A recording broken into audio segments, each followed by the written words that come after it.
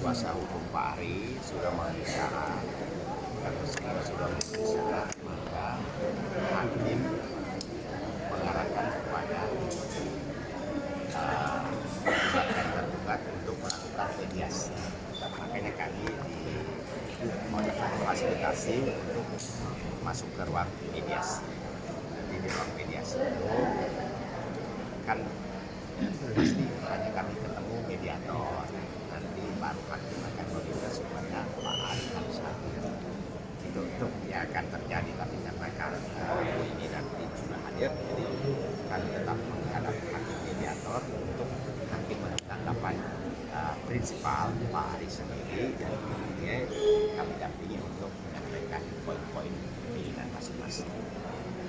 Berarti ini menunggu Mas Ari hadir atau hari ini kan tidak hadir, tapi kami diarahkan untuk bertemu hakim mediator. Mungkin ya hakim mediator menjadwalkan kembali seminggu depan, karena menurut peraturan Mahkamah Agung itu memang harus dilakukan mediasi dan dalam tenggang waktu 30 hari. Manakala 30 hari itu tidak dimanfaatkan oleh kedua belah pihak dengan berbagai alasan, maka dianggap mediasi gagal. Artinya sudah dipanggil datang, ya artinya tugas mediator tetap dijalankan, tapi tidak menggunakan kesempatan mediasi, atau datang melakukan mediasi tapi syarat-syarat yang ditentukan salah satu pihak tidak penuhi, bisa juga. Berarti agenda hari ini benar kan mediasinya batal? Belum. Begini, kan menghadap hakim mediator. Nanti hakim mediator akan perintahkan supaya si kuasa hukum penggugatnya itu bawa kliennya langsung. Karena mediasi itu tidak boleh diwakili. Dalam undang-undang itu, kuasa hukum mendampingi untuk menyampaikan apa keinginan dari masing-masing.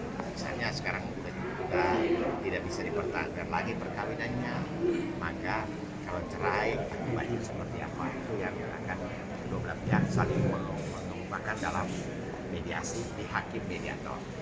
Hakimnya tadi namanya disebutkan oleh Ibu Ketua Majelis, namanya Pak Agus Sutomo. Jadi kami diminta tunggu untuk dihadapkan,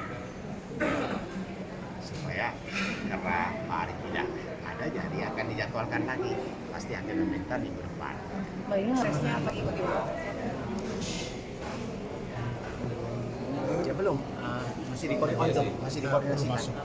Nanti kami dipersilakan masuk ya untuk bertemu hakim mediator Pak Agus Sutomo. Ya. Kayaknya alasan kenapa sih awalnya pengen alasannya? Itu sebenarnya kita udah bicarakan sama-sama bahwa itu sangat personal, privacy, jadi kita pilih untuk kita aja yang tahu. Mbak Ina nggak menyayangkan gitu, maksudnya sudah belasan tahun kan pernikahannya sama Mas Ari. Enggak yang keputusan kayak gini, nggak seminggu, sebulan, 2 bulan. Berarti memang sudah dipikirkan matang-matang. Tahunan ya. Itu memang sudah sejak lama gitu Mbak, sampai akhirnya pengen berpisah. Tapi maksudnya baru saat ini maksudnya Mas Ari sendiri yang Iya kan? Iya. Kita mau masuk ke ruang mediasi dulu ya. oke sih Bang. Ya, makasih Bang. Apa?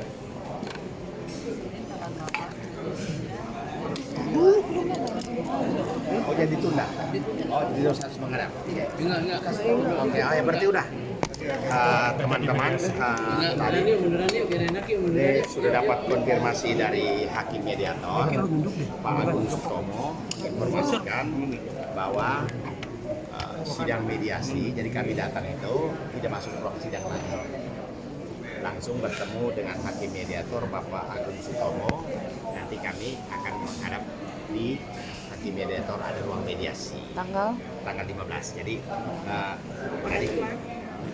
tadi tanggal hakim sudah tetapkan 15 Mei 2023 jam 9. Jadi kalau kami pasti hadir karena ingin supaya semua proses itu dilalui dengan baik. Ya, jadi hakim sudah tetapkan mediasi untuk perkara Bapak Ari Wibowo dan Atura ditunda hari Senin 15 Mei jam 9 untuk acara mediasi ini di ruang sidang. Oke, gitu ya teman-teman. Pak Inge menyayangkan nggak sih kan tidak kehadiran Mas Ari hari ini karena kan harus mediasi ya. Oh, sudah terjadi ya, sudah beberapa menit berlalu. Kita fokus ke depan. Apalagi kan Tapi yang tetap bersangkutan masih bertemu di rumah Mbak Inge. Masih. Masih satu apartemen. Masih satu apartemen. Tapi alasannya kenapa sih Mbak Inge Mas Ari hari ini? Oke, jadi minggu depan lah. Iya. Jam 9. Nah ini sama komunikasi masih baik kan? Kan maksudnya masih tinggal satu atap sama. Komunikasi masih baik kan? Maksudnya komunikasi di luar untuk membahas anak-anak kayak gitu. Ya, komunikasi diusahakan senormal mungkin.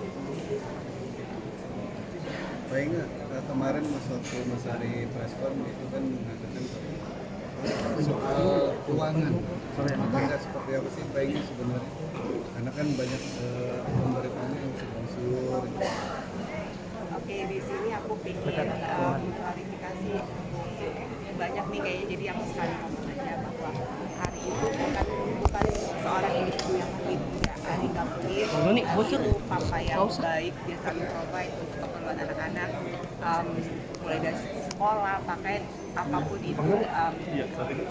Ya, kayak komputer stuff, anak-anak suka komputer, PC-nya juga dirakit sedemikian rupa, jadi dia bukan orang yang pelit. Kalau memang dia memilih memanage keuangan rumah tangga seperti ini, ya aku ikut aja kan sebagai istri, aku follow aja. Dan kenapa kemarin sempat rusuh karena soal nafkah bulanan, memang aku secara individu dikasih sorry.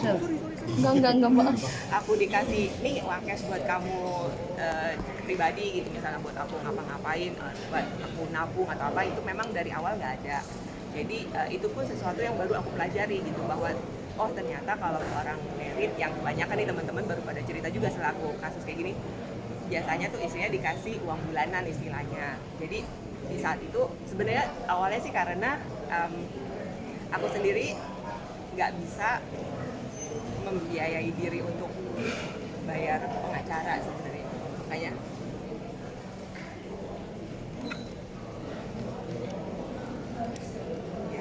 Mbak. jadi kalau seandainya aku punya tabungan, mungkin aku bisa membayar lawyer sendiri. Semua diatur Pak Ari. Awalnya Pak Ari memilih pengacara Pak Ari sebagai penggugatnya siapa, pengacara bunyinya siapa, tapi tinggal sehari detik-detik mau sidang, Pak Ari memutuskan pengacara dia yang penggugat, kemudian pengacara bunyinya sebagai penggugat juga mengundurkan diri, ditarik semua. Tapi kami dalam satu hari lewat Romo ada yang mempertemukan kami. Lalu setelah berdiskusi, saya wawancara, lalu kami memutuskan, oke, saya juga ada tim, kami ada 6 orang, biar kami mendampingi. Ya, yang dimana sidang tanggal 17 kemarin itu, mungkin ya di pikiran Pak Ari kan beliau sudah memutuskan kuasa hukum penggugat, pengacara gurunya sudah tidak ada, pengacara dia sudah tidak ada. Beliau berpikir tidak akan hadir di pengadilan. Tapi setelah kami bertemu Bunge bawa surat panggilan untuk sidang tanggal 17, saya katakan karena ini panggilan resmi dari pengadilan, dia harus hadir. Begitu hadir kan ternyata teman-teman yang buat heboh juga kan, rame gitu loh. Nah itulah. Jadi bukan kami yang menggerakkan buat heboh, enggak juga. Perkara ini kan sebenarnya orang bercerai kan biasa, cuman karena ini toko, maka ya teman-teman mungkin mau meliput, tapi kami sendiri kan maunya selesaikan baik-baik gitu loh. Baik, Bang, artinya selain ini kan mengatur keuangan, Mas Ari juga mengatur sampai proses perceraiannya, sampai memilih juga pengacara-pengacara juga. Awal mulanya seperti itu. Betul. Kami datang belakangan setelah Pak Ari memutuskan pengacara bunyinya dicabut, pengacara Pak Ari diputuskan, lalu ada yang mempertemukan, kata bunyinya ada mujizat lah, ya bisa menunjuk kami tim gitu loh. Sempat nanya Bang, artinya ini menangani kasus ini sendiri pro bono ya Pak? Nah, konfidensial. Karena kan Bu Inge Jadi sendiri segala sesuatunya tidak harus memiliki dibuka, finansial. ya konfidensial. Mbak Inge sempat nanya nggak, maksudnya kenapa sih kok tega gitu sampai tadinya udah diputusin terus dicabut lagi? Sempat, tapi ya udah. Apa apa mungkin jawaban gitu. Sampai Bayi nggak meneteskan air mata. Kayak dari tadi nahan-nahan Ya banget. tidak menduga kami dipertemukan. Gitu lah. Baiknya emang tiap bulan sejak kapan Oh, sih jawab. tidak diberikan nafkah? Oh, kalau misalnya nafkah untuk keperluan sehari-hari, kebutuhan dapur, keperluan anak-anak semua, dia selalu beri dengan aku kalau bisa belanja dengan kredit card itu. Ya, makanya jumlahnya kan fluktuatif, kadang-kadang nggak selalu di 10 atau 11, 12 juta, sampai 19 sampai 30 itu yang ada di press conference ditunjukin sama lawyer itu. Yes, it is true, seperti itu. Kenapa bisa fluktuatif ya? Sometimes anak-anak perlu kayak gedung tinggi, sometimes beli sepatu baru, karena kan teenagers cepet banget umurnya berapa bulan ya untuk yang kalau dibilang 30 juta pun dibayarkan oleh klien saya itu benar karena tugas untuk beli kalau mau traveling kayak ke Bali, tugas beli tiket, beli Sewa kamar. hotel ya itu pasti tugasnya aku gitu loh. Jadi sometimes bisa sampai 30 juta ya itu. Jadi bukan karena aku kok yang boros foya-foya nggak jelas juga sama sekali, aku nggak dipakai gitu, tapi aku berusaha hemat juga gitu dan aku tahu keadaan kondisi ekonomi kita, jadi pastinya kita ya suami sama istri mau yang terbaik buat anak-anak juga. Jadi sekali lagi Ari bukan suami pelit, dia suami yang bertanggung jawab. Mbak, tapi maksudnya segitu mau kasih sampai akhirnya Mbak setelah berpisah tidak ada tabungan sendiri kah? Tapi sendiri ya saya nggak punya. Maksudnya memang pengeluarannya sesuai dengan Kebutuhan. tidak ya kebutuhannya, maksudnya tidak ada kelebihan untuk Mbak Inga sendiri gitu, kebutuhan Kalau Mbak Inga untuk saya sendiri. pribadi, sometimes aku sendiri kan seorang ini ya coach gitu.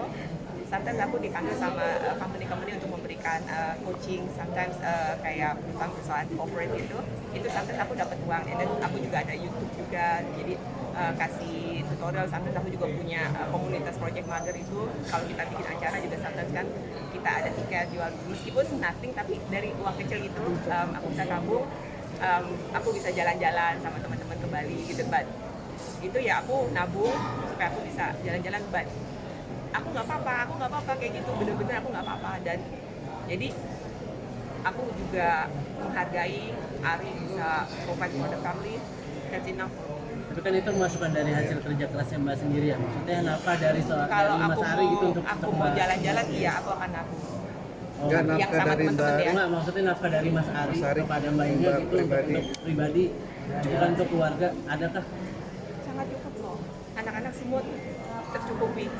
Bukan maksudnya pribadi ya. Pribadi Untuk misalnya Mbak Inga pribadi gitu, ya. bukan untuk Pribadi. keluarga. Nafkah bukan untuk sesungguhnya, anak, arti bukan untuk nafkah rumah tangga, sesungguhnya itu tapi kan untuk bukan pribadi gitu. perlengkapan yang misalnya ada beli di rumah baju tangga. atau Kebutuhan kebutuhan Mbak pribadi. Nafkah pribadi itu kan Kalau beli baju, aku jarang banget beli baju, dan sometimes kalau misalnya teman-teman mungkin suka dapat dari info mana nggak tahu bahwa itu Reebok atau apa, tapi kalau misalnya aku pakai baju sport mungkin beda-beda karena aku sempat brand ambassadornya Reebok, jadi head to toe ya aku Reebok semua itu endorsement gitu. Jadi banyak hal-hal yang mungkin nggak orang tahu, tapi ya itulah. Jadi memang nafkah bulanannya sesuai dengan pengeluaran yang ada setiap bulannya Mbak. Iya. itu bukan Yang nafkah. dikeluarkan Mas Ari untuk Kebutuhan rumah itu tangga sendiri ya. Kebutuhan rumah tangga memang. Berarti bukan untuk sendiri atau Untuk pribadi nggak ada. untuk pribadi nggak ada berarti ya. Artinya tidak dinafkahi dong. Itu kan kebutuhan rumah tangga itu kan emang harus dikeluarkan wajib ya. Kalau Sebagai nafkah, suami kan harus ada pemberian kalau kayak nafkah sendiri itu kan ya lain. Memang mungkin teman-teman tidak bikin confuse ya. Untuk segala kebutuhan ya, belanja bulanan ada, internet ada, listrik ada, beli galon ada, beli bensin ada. Tapi itu selalu dipenuhi oleh Pak Ari. Yang dimaksud yang selama ini kita bicara bahwa nafkah bulanan sebagai istri pegang maaf nih, entah 5 juta kah, 10 juta, Iya. itu tidak ada sama sekali maksudnya disisihkan, artinya uang diberikan ke istri terserah mau tabung ke mau apa kan itu tidak ada. Berarti Itu tidak ada ya Bang. tidak ada. Nafkah sesungguhnya ya. Ya nafkah ya, uang pribadi kira-kira begitu. Iya. Tapi kalau kebutuhan yang selama seperti maaf nih, kebutuhan yang rame benar atau tidak, listrik, internet, beli maaf nih, kebutuhan wanita, softtek dan segala macam kan juga diomongin. Itu kan kewajiban ya, Pak? Ya betul. Kan istri harus dicukupkan. Tapi maksudnya ada yang suka bingung. Misalnya Iya. kita lihat di medsos kan sudah dicukupkan semua, tapi itu benar. Itu kan kewajiban suami. Itu kewajiban gitu. Tapi Di yang luar maksudnya nafkah. bulanan buat istri, Iya, khusus buat 5 istri. juta kah, 10 Iya, juta. 200.000 kayak ya kan. 200.000 kira-kira begitu. Iya. Jadi kita bisa hitung kalau 200.000 sebulan saya sudah hitung masa perkawinan mereka itu 204 bulan. Jadi kalau Anda bilang 200.000 dikalikan 200.000 kali 200 bulan, mungkin 400 juta. Iya. Tapi kalau kita kalikan yang terendah aja 10 juta, berapa itu? Bang, hal ini juga akan dituangkan nanti di dalam persidangan untuk nafkah sendiri, Bang. Belum, jangan dulu Tapi akan kan dituangkan. belum. Nanti nggak boleh dibuka dulu. Oh, iya. Kalian suka mau lebih cepat aja, Baik, pelan aja. baik, Jadi tapi- kan tiap hari kita main yang begini tuh orang cepat. Udah biasa, tapi tunggulah Siap, ada siap. momennya. Ya. Mbak Inge, Ada sempat perjanjian pranikah kan sebelum ada. Dan poin-poinnya mungkin bisa dibocorin. That's the thing. Again, dari pengalaman hidup saya, semoga ini menjadi pelajaran buat teman-teman. Jangan terlalu bucin ya. Like aku sign dan prenup, tapi aku nggak bother untuk baca gitu. Karena yang namanya nikah pasti mau selamanya ya. Nggak ada yang kepikir mau pisah kan. Jadi ya sign namanya bener. Jadi ya sign aja ya. Dan aku mau memberikan ke Ari juga ya, dan bukan untuk harta gitu loh, karena emang cinta. Jadi cuman ya namanya wanita di luar sana, jadi jangan terlalu bucin ya. Berarti nggak nyesal ya, Mbak, maksudnya sampai Makanya ya itu ya just fokus belajar aja. Mbak Inge, sempat orang tua juga memang memutuskan untuk tidak bekerja lagi. Dulunya aku pas balik dari Melbourne, aku bekerja untuk bidang education ya. Tapi setelah hamil yang sudah melahirkan, emang we both decided aku full time di rumah. And then setelah anak-anak mulai besar nih, aku mulai kayak ternyata passion aku untuk memotivasi wanita-wanita di luar sana untuk get healthy lifestyle. Jadi aku suka bikin event-event, jadi lebih ke sana aktivitasnya setelah anak-anak besar ya. Setelah aku tahu mereka udah lebih banyak waktu di sekolah, udah lebih bisa dilepas ya. Itu keinginan Mbak Inge sendiri atau memang keinginan dari Mas Ari? Keinginan berdua sih, karena kebetulan aku sendiri percaya karena background aku psychology sama education for early childhood education. Aku percaya bahwa anak-anak yang kecil ini yang akan mengisinya tuh harus pengaruh dari yang influence, which is us parents. Jadi aku mau ya 24/7 kalau bisa anak-anak sama aku di zaman-zaman golden age yang mereka ya usia early childhoodnya mereka, aku mau sama mereka terus. Mbak Inge, orang tua juga sempat curhat di media sosial. Artinya penyesalan ketika anaknya menikah dengan istri, terkait seharusnya Mbak Inge ini mendapatkan hidup yang lebih baik ketika pulang dari Australia. Gimana menanggapinya?